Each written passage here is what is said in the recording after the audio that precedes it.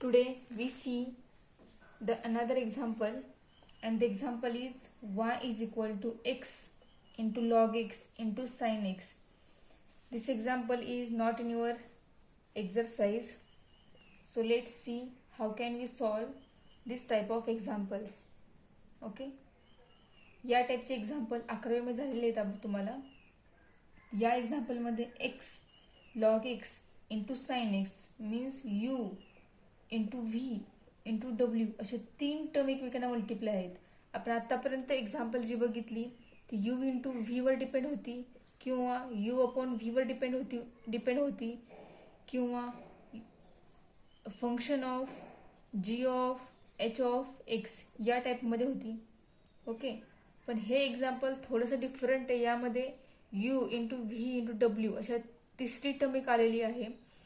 जर अशा 3 टर्म एकमेकांना मल्टिप्लाय असतील त्याच्यावर डिफरन्शिएशन म्हणजे डेरिव्हेटिव्ह अप्लाय करायची कशी ते बघूयात. हे आपली रिव्हिजनच आहे. फक्त बघा आपण हे एक्झाम्पल सॉल्व्ह करायचं कसं या टाईपचं एक्झाम्पल.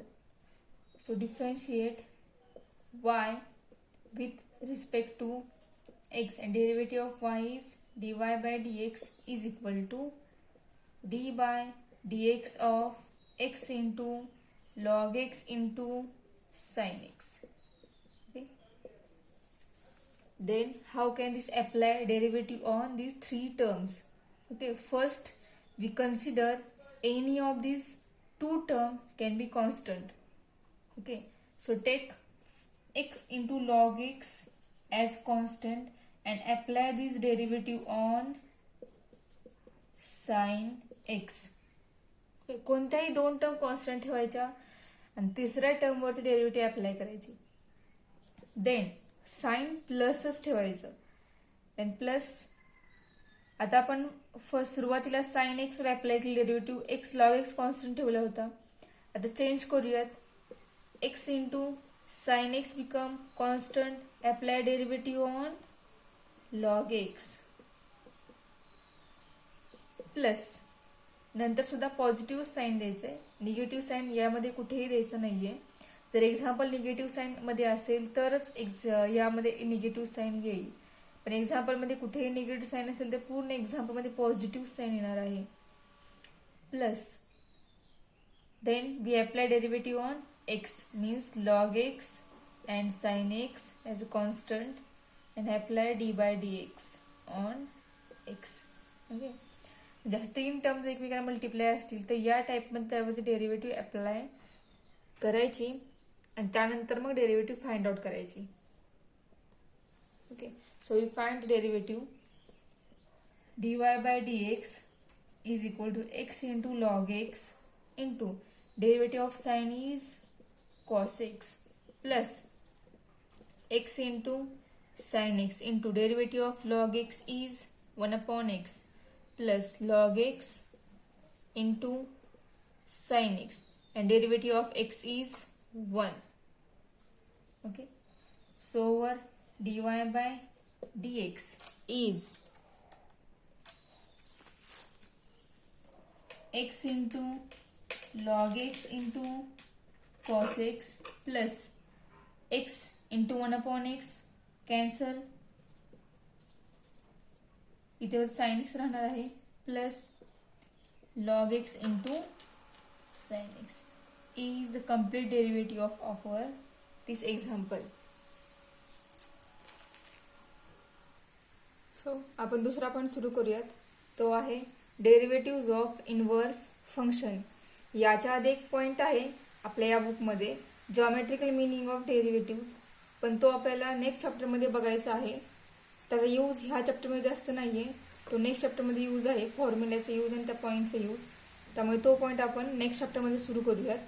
आता आपण या चॅप्टरमधला पुढचा जो पॉईंट आहे तो घेऊयात.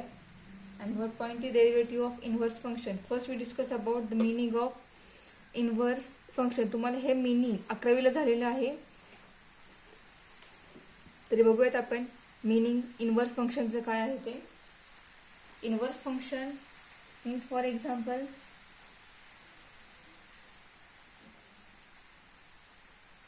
हा एक्स सेट असेल, हा वाय सेट असेल. एक्स मध्ये आपण काही एलिमेंट घेऊयात. y मध्ये घेऊयात एलिमेंट काय आपण,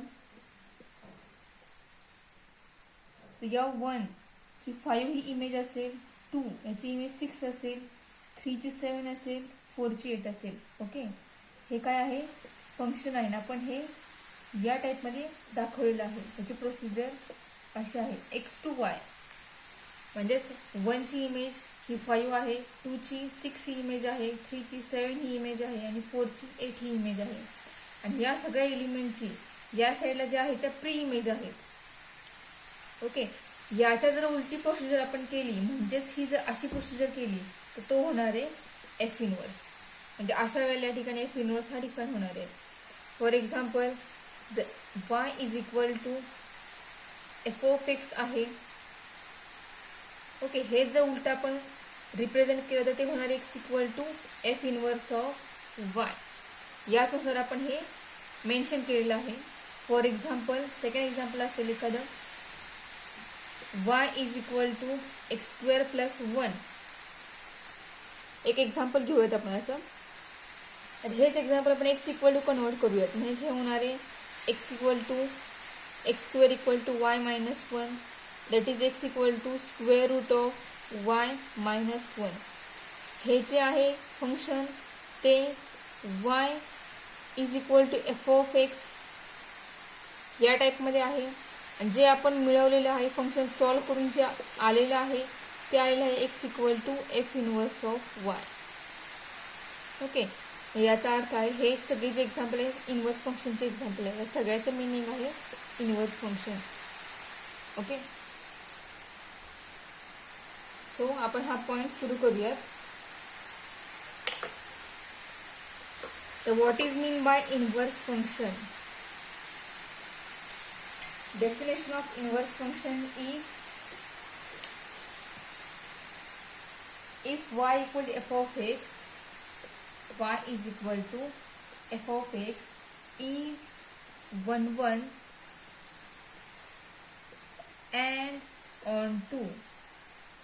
जर हे फंक्शन 1 1 आणि ऑन 2 असेल तर या ठिकाणी इनवर्स एक्झिस्ट होणार आहे. Then x equal to f inverse of y is exist. Okay, आणि त्या ठिकाणी इनवर्स फाइंड आउट होणार आहे. पण कधी होईल? दिलेलं फंक्शन हे जर 1 1 असेल, 1 1 मीन्स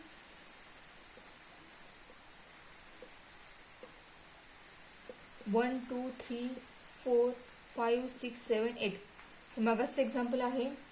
1 to 1 इमेज दाखवल्या होत्या. 1 1चं मिनिंग काय?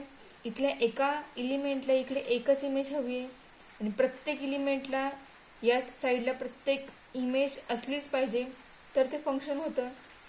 म्हणजे या एक्स सेटमधल्या प्रत्येक एलिमेंटला वाय सेटमध्ये इमेज आहे म्हणजेच हे फंक्शन आहे. एकच इमेज आहे म्हणजेच हे 1 1 फंक्शन आहे. Okay, and on two means Y मधल्या प्रत्येक एलिमेंटला एक्स मध्ये प्री इमेज असेल तर ते ऑन टू फंक्शन होतं. या वाय मध्ये एकही एलिमेंट एक्स्ट्रा शिल्लक राहत असेल तर ते फंक्शन ऑन टू होत नाही. ओके, ही झाली इनव्हर्सची डेफिनेशन. आता पुढे आपला एक थेरम आहे, तो इनव्हर्स फंक्शनवर डिपेंड आहे. तो थेरम प्रूव्ह करूयात. थेरम प्रूव्ह झाल्यानंतर आपण त्याच्यावरून एक फॉर्म्युला काही प्रूव्ह करणार आहोत. सुरुवातीला मग थेरम प्रूव्ह करूयात.